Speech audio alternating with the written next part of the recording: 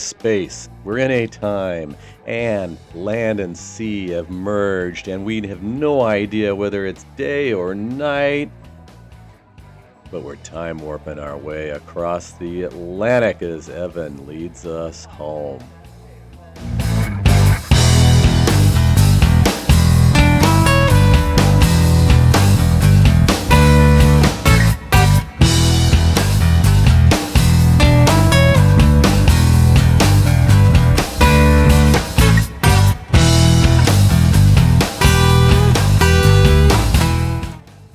Voila, we're transported back to a time when we were leaving Bermuda. The Seabourn Encore heads to the southwest, and Ross leads us out of port with the Abba away.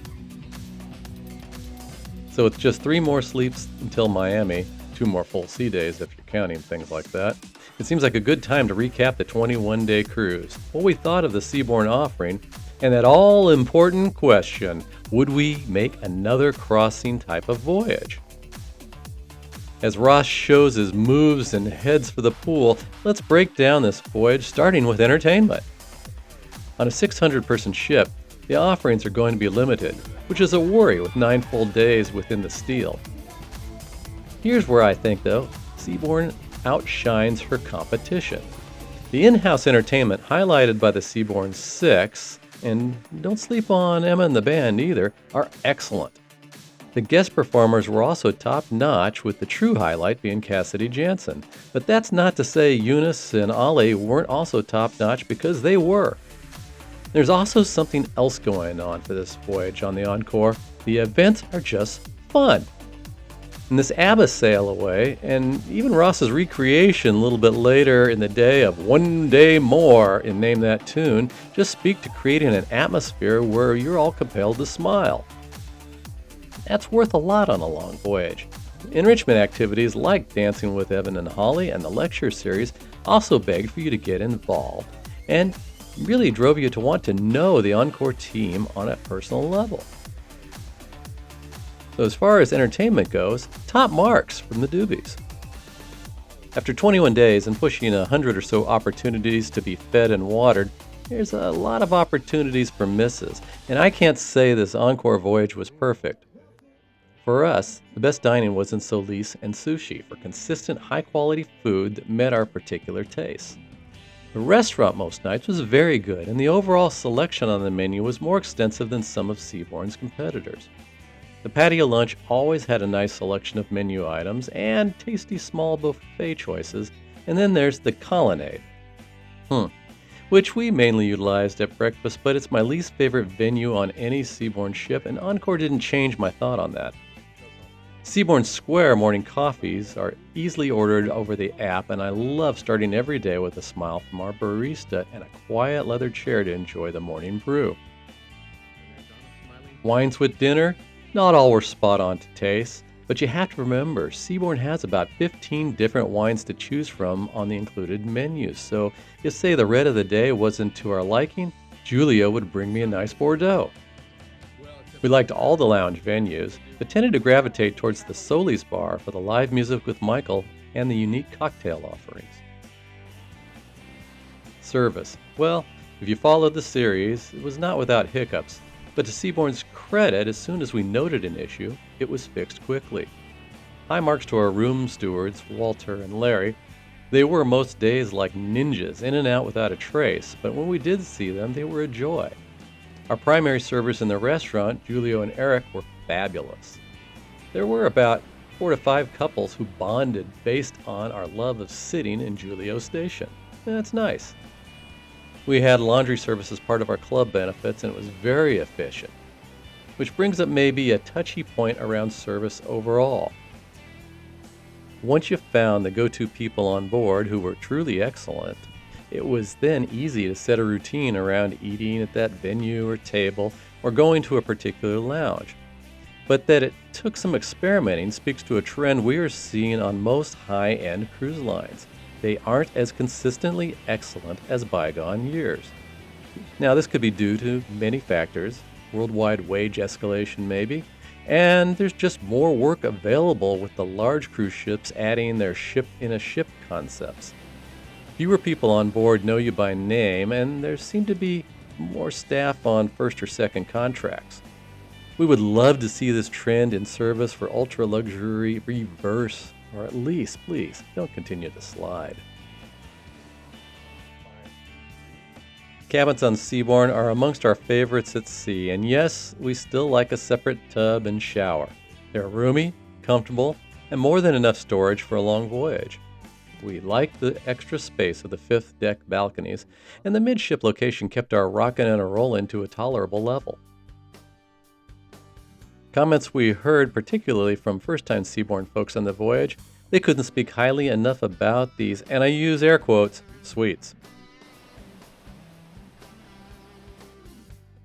Facilities on the Encore are very nice without being overly ornate or gaudy, although in comparison to newer competition ships, could be on the verge of seeming a bit tired. That said, clean, functional, and lots of space for passengers still rule. The Deck 5 pool and spa deck was our favorite private spot, and there were never more than 10 other passengers back there. The spa facility, though, is too small and is an area where Encore really falls short of the competition. The quote-unquote thermal facilities are very limited and come with an extra charge, so that's a why bother part of the ship. Now, the massage services and treatment rooms are excellent. The gym, even on popular times at sea, never got too crowded, and we could always find a machine. The main pool deck was also well-sized for this ship, and our only real complaint is the patio is so popular for lunch, tables become a premium. Value. That's one of the reasons why many people take a crossing voyage, and for us, there was excellent value in this itinerary. 21-day voyage in V1 cabin class with $600 of onboard credit came in at $327 per person per night, and it was booked less than 5 months in advance. And to be perfectly honest, our main goal around this trip was to gather enough club points to make the next tier. Ironically, Seabourn adjusted the tiers before our cruise in our favor, and that gave us streaming Wi-Fi and unlimited laundry. So value for this trip, given the quality of Seabourn's offering, may be turned up to 11, which is all fine and good, unless you don't enjoy the voyage. Lucky for the Doobies, lack of enjoyment wasn't really an issue.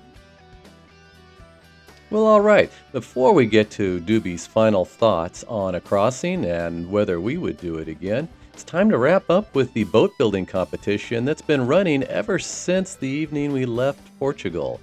So here we have a number of different designs, different boats.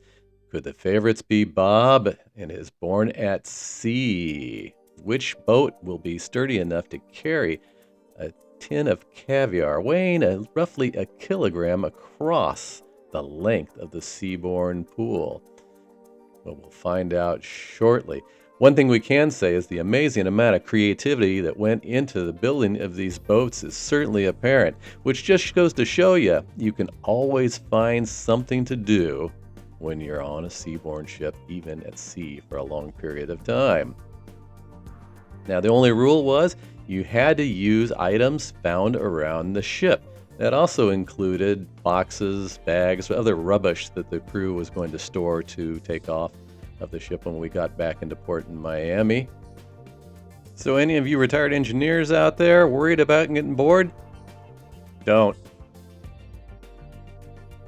First round of judging has begun as Captain Petter and his staff take a close look at the entrance. And never has the pool on such a small ship looked so big.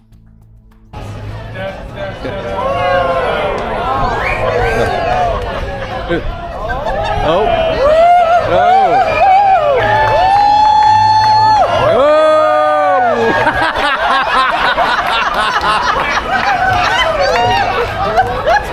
It's Paddington after dark! So yes, and after Ross gets us off to a bit of a cheeky start, the competition is underway. And one by one, our contestants make their way across the pool, sometimes with a push, sometimes with a tug. Will they all make it? or will one end up in the bottom of the pool?